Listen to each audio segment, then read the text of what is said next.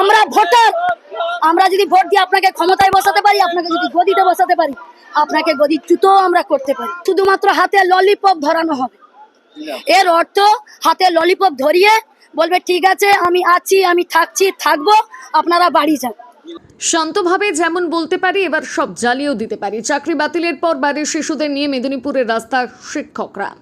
SSC panel বাতিলের পর চাকরিহারা শিক্ষকেরা ফের বিক্ষোভ দেখালেন মেদিনীপুর শহরের রাস্তায়। মেদিনীপুর শহরের রাস্তায় মিছিল করে এসে জেলা শাসকের দপ্তরের সামনে বিক্ষোভ করলেন শনিবার দুপুরে। পোড়ান নিজেদের ডিগ্রির প্রতিলিপি। কর্মসূচি থেকে ক্ষুব্ধ চাকরিহারা শিক্ষকরা জানান, ক্ষমতায় আমরাই এনেছিলাম, আমরাই নামাতে পারবো। শান্তভাবে যেমন বলতে পারি, রাজ্যকেও জ্বালিয়ে দিতে পারি। প্রতিবাদী এই মিছিলের সঙ্গে ছিল তাদের পরিবারের ছোট বাচ্চারাও। তাদের কোলে নিয়ে বিক্ষোভে সামিল হলেন শিক্ষক শিক্ষিকা সকলে। এক শিক্ষিকা জানান, ব্যাংকের লোন নিয়ে আমার বাড়ি করা আছে, আমি তো লোনের কিস্তি শোধ করতে পারবো না এবার, ফলে আমাকে বাড়ি থেকে বের হয়ে যেতে হবে, রাস্তায় তো দাঁড়াতে হবে বাচ্চাকে নিয়ে এখন থেকে, তাই বাচ্চাকে নিয়ে রাস্তায় নামলাম। এক শিক্ষকের দাবি, সসম্মানে চাকরিতে যদি ফেরত না যেতে পারি তাহলে কাউকেই ভালো রাখবো না। শান্তভাবেও যেমন বলতে পারি, তেমন রাজ্যকে জ্বালিয়েও দিতে পারি। 7ই এপ্রিল মুখ্যমন্ত্রী যে ললিপপ দেওয়ার জন্য ডেকেছেন তাতে আমাদের কোনো ভরসা নেই।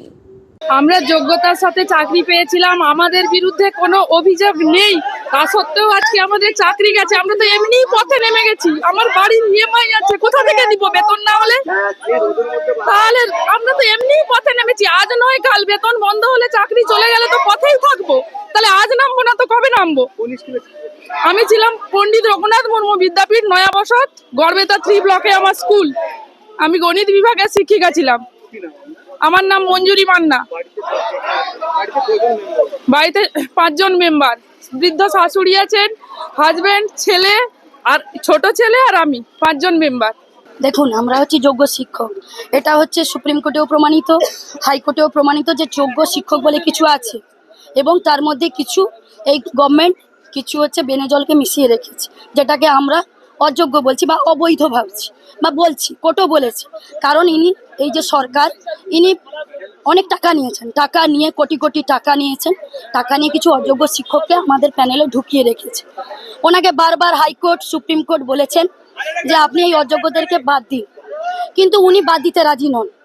ওনার কিছু অ্যাডভোকেট বলেছেন যে এই বেনে জলগুলোকে হয়তো এদের সঙ্গে মিশিয়ে দিলে, যেহেতু আমরা আছি হিউজ অ্যামাউন্ট, ওরা অল্প সংখ্যক, কম সংখ্যক, তো মিশিয়ে দিলে ওই কাঁকরগুলোকেও চাল বস্তার সঙ্গে চালিয়ে দেওয়া সম্ভব। তার কারণে উনি কোনোভাবেই সেগ্রিগেট করলেন না। কারণ যদি সেগ্রিগেশন করা হতো তাহলে উনি সহ ওনার যে ক্যাবিনেট মিনিস্টার আছে ওনারা জেলে থাকতেন। তার কারণে উনি আমাদেরকে বলি দিলেন, জননেত্রী হয়ে সমাজের যারা মেরুদণ্ড, যারা শিক্ষকতা করেন, যারা হচ্ছেন নেতা মন্ত্রী থেকে শুরু করে এমএলএ এমপি থেকে শুরু করে সবাইকে শিক্ষিত করে অ লেখা থেকে শিখিয়েছেন, সেই সমাজের শিক্ষককে ভেঙে ফেলেছেন উনি। একবারও ওনার কোনো চিন্তা ভাবনা কিছুই নেই। কারণ উনি চাইছেন সমাজকে যত বেশি আমরা ভেঙে চুড়ে দুমড়ে ভেঙে দিতে পারবো, তত আমার ক্যাডার আমি তৈরি করতে পারবো। কারণ শিক্ষিত যদি না হতে পারে তবেই আমার পেছনে ঝান্ডা ধরে ঘুরবে। এই কারণে উনি কোনো শিক্ষক চাননি, শিক্ষিত মানুষকেও রাখতে চাননি। এই কারণে আমাদেরকে উনি বাছেননি যোগ্য হিসেবে, এবং আমাদেরকে এইভাবে বলি দিয়েছেন, আমরা 1 বছর চাকরি করলে, যে কোনো সরকারি গভর্নমেন্টে যদি আপনি 1 বছর চাকরি করেন আপনার চাকরি কনফার্ম, এবং আপনাদের সরকারি নিয়মে বলা হয় 60 বছর পর্যন্ত চাকরি পাকা। কিন্তু আমরা 7 বছর চাকরি করেছি, আমাদের এগেনস্টে কোনো অভিযোগ নেই। যতগুলো অভিযোগের ভিত্তিতে এই প্যানেলকে ক্যান্সেল করা হয়েছে তার কোথাও আমাদের কোনো নামে অভিযোগ নেই।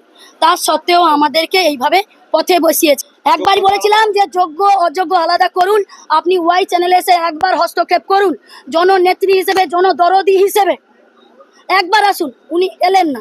সুপ্রিম কোর্ট বাদ দেওয়ার পরে ওনার এত উদাসীনতা কি করে হয়ে গেল যে উনি সবাইকে বলছেন আসুন এখানে বসুন, এবং ওই শিক্ষকদেরকে কোন চেয়ারে বসানো হবে তা 3 জন মিনিস্টার নিয়ে, হেভিওয়েট মিনিস্টার নিয়ে আলোচনা করা হচ্ছে।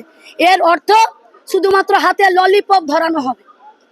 এর অর্থ হাতে ললিপপ ধরিয়ে বলবে ঠিক আছে আমি আছি, আমি থাকছি, থাকবো, আপনারা বাড়ি যান।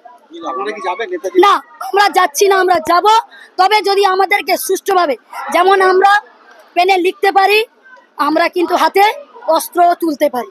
আমরা যেমন এতদিন শান্তভাবে রাজ্য সরকারকে বোঝাতে চেয়েছি যে আমাদের চাকরি, আমাদের সম্মান, আমাদের যে সামাজিক স্বীকৃতি সেগুলো ফিরিয়ে দিন, নাহলে আমরা হচ্ছে ভেঙে যাচ্ছি, আমরা ভেঙে পড়ছি, আমাদেরকে আপনি বাঁচান। যেমন শান্ত গলায় বলেছি, আমরা পারি রাজ্যকে চালাতে, আমরা ভোটার, আমরা যদি ভোট দিয়ে আপনাকে ক্ষমতায় বসাতে পারি, আপনাকে যদি গদিতে বসাতে পারি, আপনাকে গদিচ্যুতও আমরা করতে পারি।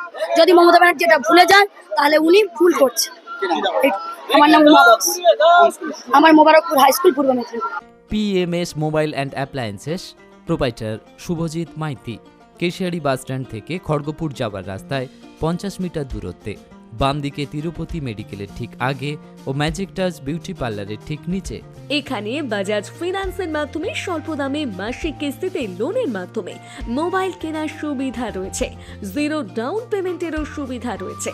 এখানে সুলভ মূল্যে নামি দামি সমস্ত কোম্পানির মোবাইল পাওয়া যায় এবং মোবাইলের সমস্ত অ্যাক্সেসরিজ পাওয়া যায়। নতুন মোবাইল কিনলেই পেয়ে যাচ্ছেন একটি মোবাইল স্ট্যান্ড, একটি নেক ব্যান্ড হেডফোন, গ্লাস এবং ব্যাক কভার সম্পূর্ণ বিনামূল্যে। কম দামে ভালো মোবাইলের একমাত্র ঠিকানা PMS mobile and appliances. PMS mobile and appliances.